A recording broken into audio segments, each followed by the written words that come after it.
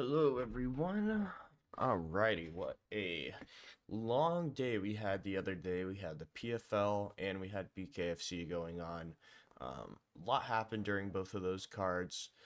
First, I'm going to go over the PFL card, but I'm just going over the co-main event and the main event because that's all that really matters on that card, if I'm going to be completely honest. All the other fights did not matter, and they were really, really boring as well. Overall, I give the PFL card probably you know, 2 out of 10, 1 out of 10, mainly because they robbed Paul Hughes, which I'll get to in a second. But, anyways, let's go ahead and get started off with the co main events. Vadim Nemkov versus Tim Johnson. I believe I got that pick right. Yeah, I did. I just had him by TKO or KO because Tim Johnson is just an absolute pushover of a fighter in the PFL. That I can't believe that was even a co-main event there. And what was it even if it's not for some sort of championship? Why did they even? It doesn't make any sense. I don't know why Vadim Nemkov is fighting a Tim Johnson at a co-main event if it's not for anything. Uh, so really stupid on that end. But anyways, Vadim Nemkov gets it done. Who does Vadim Nemkov fight next? Probably Francis. They probably have him fight Francis Ngannou. Like that seems like to be the only matchup that makes sense in the PFL. But other than that, kind of a nothing burger fight. But we move on to the main event, which is the biggest out of, you know, um, it's actually made some waves of how good this fight was. Paul Hughes versus Usman Nurmagomedov. Paul Hughes absolutely showed out. He did much better than what people expected of him. He did much better than what I expected of him. I was expecting him to get finished, if I'm going to be completely honest. Usman Nurmagomedov, he's landing some good, like for the first round, he was just landing purely leg kicks, body kicks, couple high kicks get blocked. Paul Hughes had some trouble getting his, getting his fist going, and I can see why they give him the first round. But from 2, 3, 4, and 5 on, it's much more competitive. It's much closer. The scorecards that they had, it was 47, 47, 48, 46, 48, 46. Now, I believe Paul Hughes got hit in the nuts twice in one round, if not in total 3 times. They took a point away from Usman Nurmagomedov, so that's why that scorecard doesn't really make sense to me. 48, 46 is just absolutely crazy. The fight's taking place in Dubai, which as much as Khabib fans are gonna say, "Oh, it doesn't matter," oh, blah blah blah. Just because it was close, that doesn't mean anything and stuff like that. I think it should have been a split decision win for Paul Hughes. If I'm gonna be completely honest, he did really great in the takedown defenses. I think the point matters. I don't know where that point went. Like, I don't know how you still count him out. They had to give him a 10-8 round, I imagine, if it's 48-46, which is crazy. Really competitive fight. Paul Hughes gained a lot of points for that. Hopefully, he parts way with the PFL, goes to the UFC, has a good run because the UFC needs some good Irish talent, and he has shown that he can stop some takedowns. He has good striking, and he can hang with one of the Nurmagomedovs, and if not, possibly have beaten him.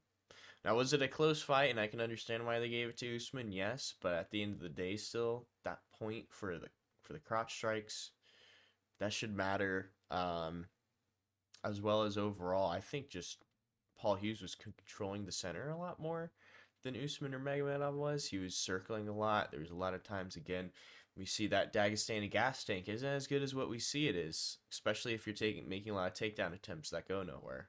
So yeah, it's the PFL. If they're 100% gonna get what they want, like I'm not gonna say rigging, but hey, the champion won in Dubai, and yeah, I'll just put it there. Anyways, good for Paul Hughes.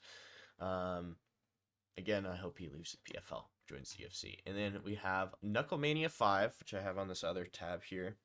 Um, this was a really great card. Knuckle Mania 5 is going to be a historic card for BKFC. It was, if I got to give a rating on the card, probably a 9 out of 10. maybe a 9.5 out of 10. This card had just about everything you need to be a good card. A little bit of controversy, some great, first round finishes, some great knockouts. This was, I believe I went 6-6 on my picks, which, I was positive at first. I was actually doing really good in my prelim picks. One of the craziest fights that happened though was this guy Phila Karakappa. If you watch my pick video, you'll see that I picked Norman because he looked more ready. This guy Noah Norman, he is an absolute cheat. I'm seeing here it was in round 4. After 3 times the ref has said, "Don't punch after I break you guys up." This dude does it so blatantly, so intentionally. Like he totally hurt him. The ref made eye contact with him. Hey, don't do that again. Don't do that again.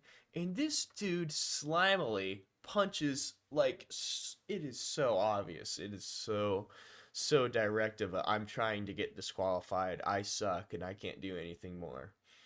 So that was one of the picks I got wrong. It doesn't. BKFC is so hard to pick fights, honestly, because it really only takes one punch to knock someone out cold. For example, Mick Terrell versus Ben Rothwell. Ben Rothwell put that dude out bad, really bad. There was a lot of really crazy knockouts. There's some Irish guy who is very hyped to be there, as you can see. All pumped, all juiced up, all ready to go. Yeah. Goes out there. It's absolutely stiffened, flipped around, and fallen to the almost flew through the ring. If the ring ropes weren't there, he would have flown through that ring. So a lot of crazy knockouts.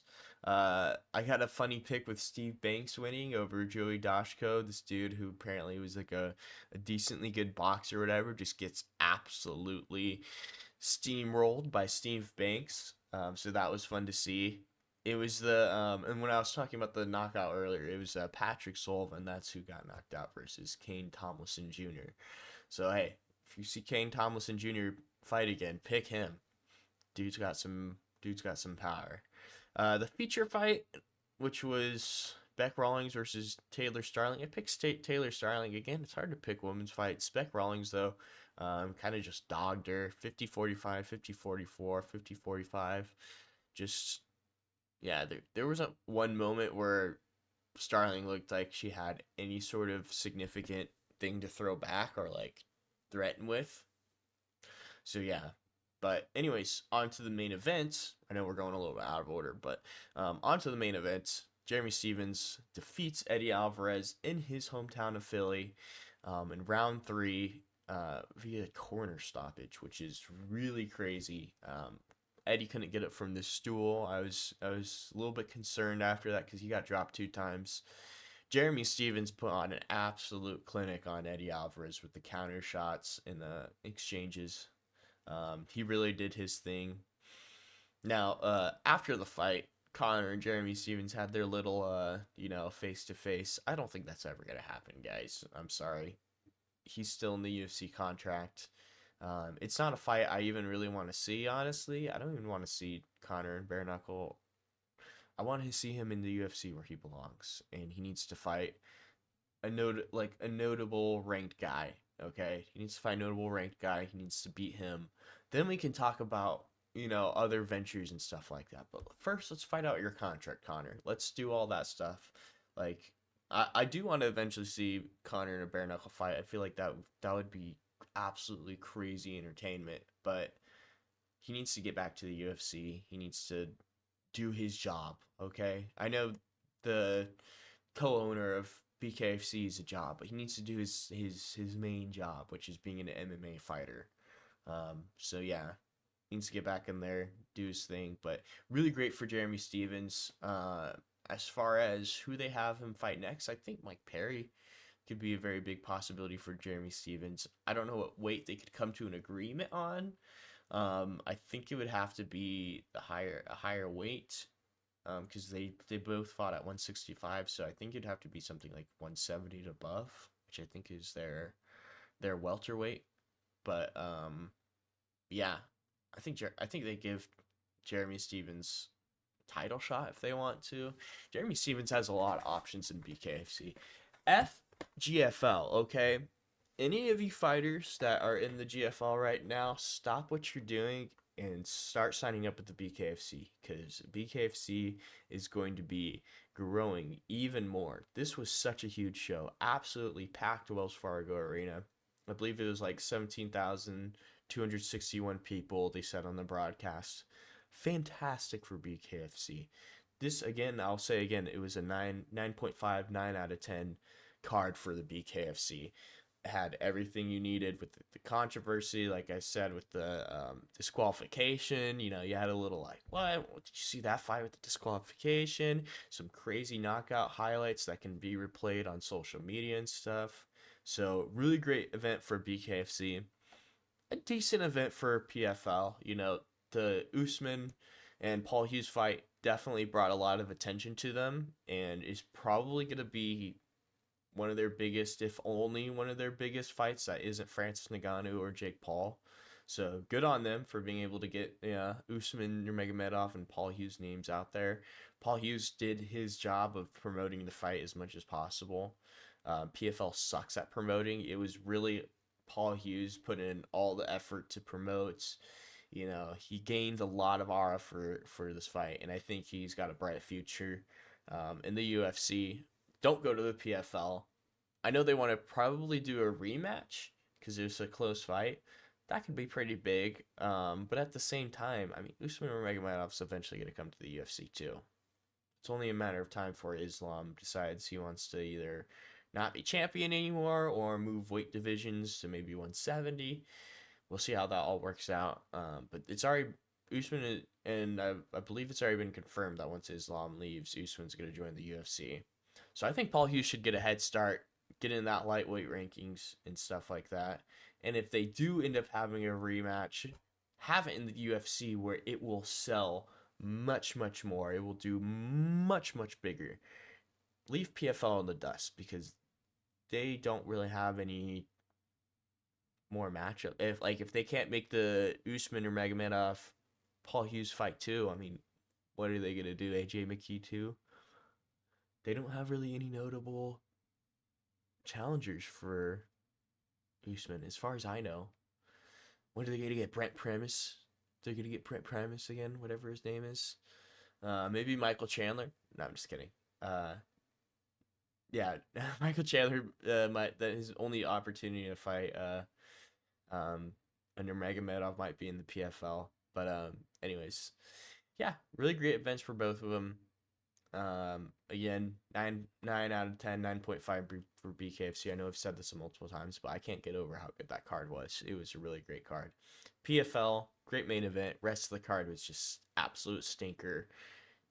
You could tell the production difference too between BKFC and PFL. Huge production difference. But anyways, thank you guys for watching.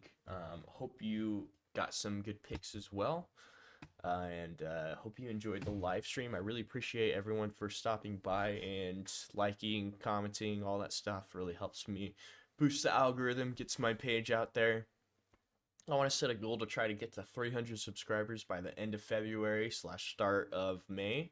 So, February, March. I should actually March, not May.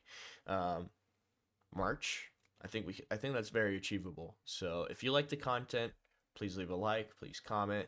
What did you think of the PFL BKFC event? I'd be interested to know. And again, thank you guys for watching. I really appreciate it, and have a great day.